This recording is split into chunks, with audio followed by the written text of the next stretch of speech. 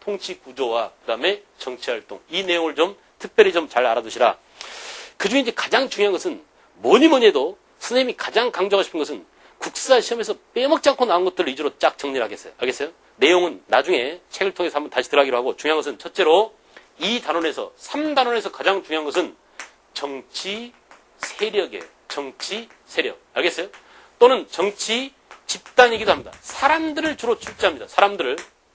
그래서 여러분 이 단원에서 가장 여러분들이 염두에 두고 공부해야 될 게 맞아 그래. 신라 사람들은 누가 중요했지? 맞아. 진골 귀족이 누구냐? 이 사람들은 정체를 알아야 돼요. 그 사람들이 뭐 했으며 진골 귀족은 어떤 사람들이며 그들은 정치적으로 어떤 입장을 갖고 있었으며 이런 것들이 정리돼야 된단 말이야. 알았어요? 또 하나는 뭐냐? 이 고대 사회에서 가장 중요한 것은 신라에서 진골 귀족 말고도 육두품이 있습니다. 육두품.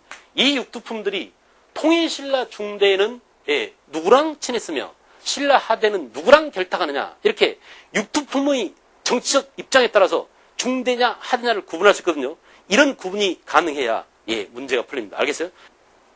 그 다음 이제 고려시대로 가면은 고려시대 정치 지배 세력, 사람들이죠. 어떤 집단들을 출제할 수 있냐면 고려시대는 그래요. 고려 전기의 지배계층인 문벌 귀족이 출제될 수 있어요.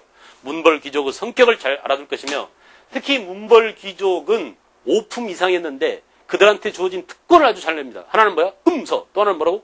공음전. 음자들한 놈들이죠. 그죠? 음자들한 제도는 전부 다 얘네들과 관련된 거야. 그 다음에 이제 고려 후기가 되면은 무신난 이후가 되면 특히 원간섭기 이후에 친원파들을 우리는 또 권문 세족이라고 했어요. 이런 지배층들을 알아둘 것. 그 다음에 고려시대에 향리가 중간계층으로서 가끔 출제되고요.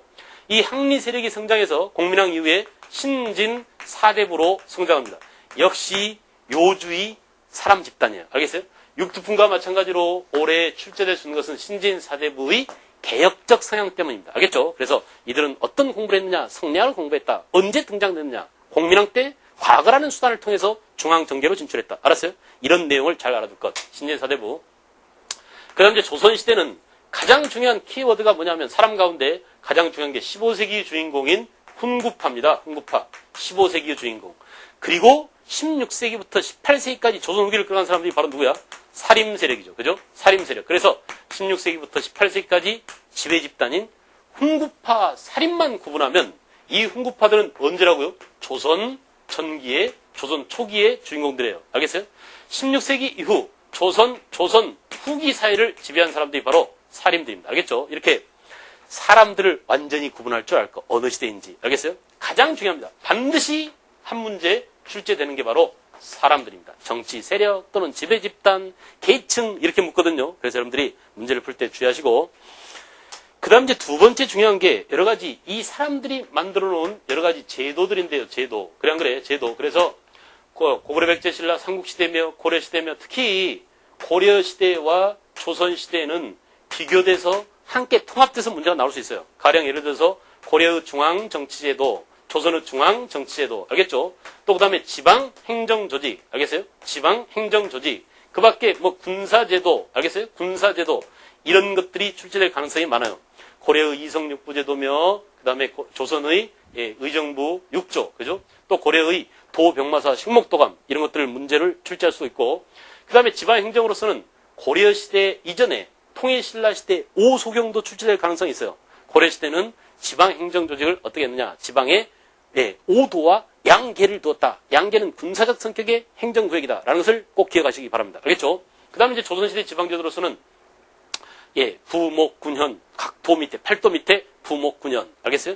그 지방과 중앙과의 관계, 이런 것들이 굉장히 중요해졌어요. 지방행정도 중요합니다. 군사제도도 마찬가지로 중요하고요. 알겠어요? 그 다음에 여러 가지 외교 관계를 물어볼 수 있는데요. 단골 메뉴로 해마다 잘 나오죠. 외교도. 좋습니다. 여러 가지 제도들이 있고 그 다음에 이제 가장 전형적으로 또 잘 나오는 게 시대의 상황을 물을 수 있어요. 시대 상황. 이게 여러분들한테 제일 어렵습니다. 시대 상황. 그래서 주로 시대 상황을 물을 때 잘 나오는 게 뭐냐면 첫째 신라 중대에서 신라 하대로 넘어가면 어떤 변화가 나타나냐. 신라 중대는 뭐고 신라 하대는 뭐냐. 당시 상황을 잘 이해해야 돼요. 알겠어요?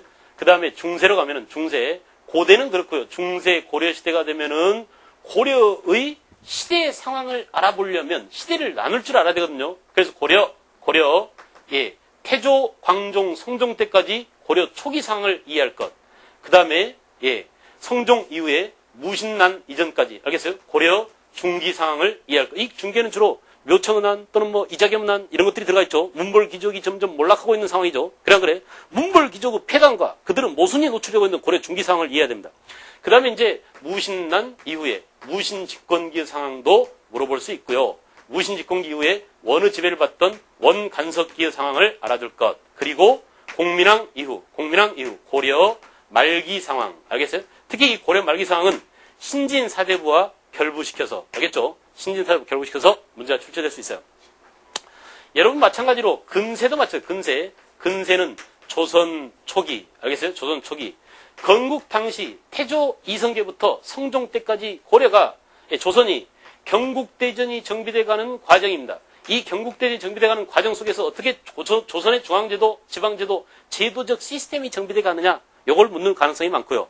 그 다음에 조선 중기가 되면, 그죠? 사화기입니다. 16세가 되면은 여러 가지 사화들이 왜 일어나며 어떤 정치적인 입장 차이를 보이는 세력들이 서로 정치적인 대립을 보이는가, 이런 것들을 물을 수 있고, 그죠? 16세기 이후가 되면 이게 중요한 게 바로 뭐야? 붕당 정치입니다. 역시 붕당 정치도 해마다 하나씩 나오고 있으니 잘 알아둘 것. 알겠어요? 붕당 정치. 그래서 16, 17, 18세기 주로 살인과 관련된 게 이 부분이죠. 알겠어요? 살인과 관련된 게. 그래서 이렇게 통치 구조와 정치 활동은 이처럼 굉장히 내용이 방대합니다. 그래서 우리가 이 단원을